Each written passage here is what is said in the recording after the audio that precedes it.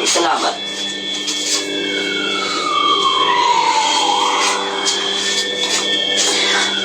Okay lang ako, Ana. Okay lang. Okay.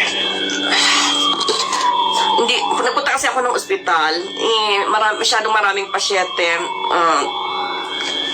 Pero okay lang ako. Konti lang naman kaya ko. Yung sa ulo ko lang kasi ang medyo malaki. Medyo malaki siyang.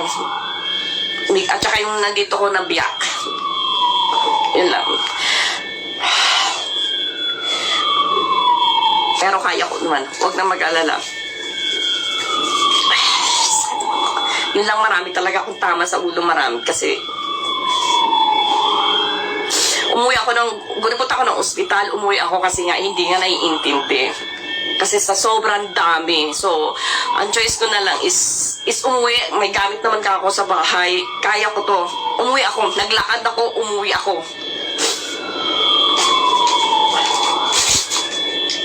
Tumawag na ako sa Philippine Embassy. Tumawag na Embassy.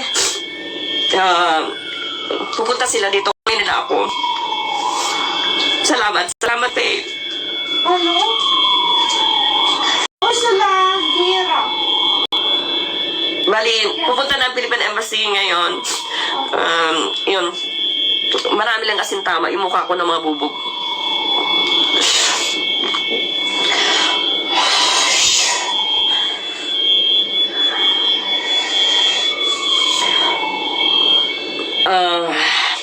Sa inyong lahat, maraming salamat. Hi, babe. Okay lang ako. Sino to? Bababa na muna ako kasi darating na ang Philippine Embassy. Dadalhin ako sa doktor. God. Dinala na po siya. Kaya lang, umalis siya kasi sa dami ng tao. Hindi niya mahintay. Kaya umuwi na lang siya. Okay naman na po siya.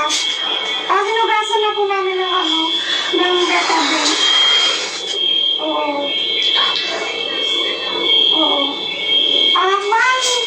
Ma'am, may tatanong po ako.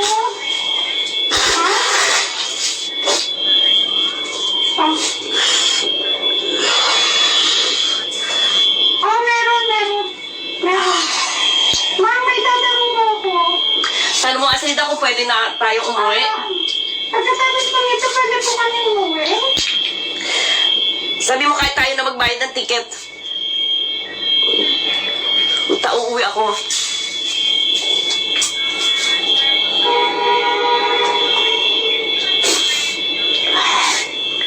Meron pa kami dito. Okay, sige Carol. Kasi tumawag yung mga anak ko kanina. Kasi naiyak si Joel. Sige. Sige, pero ang bahay, hindi naman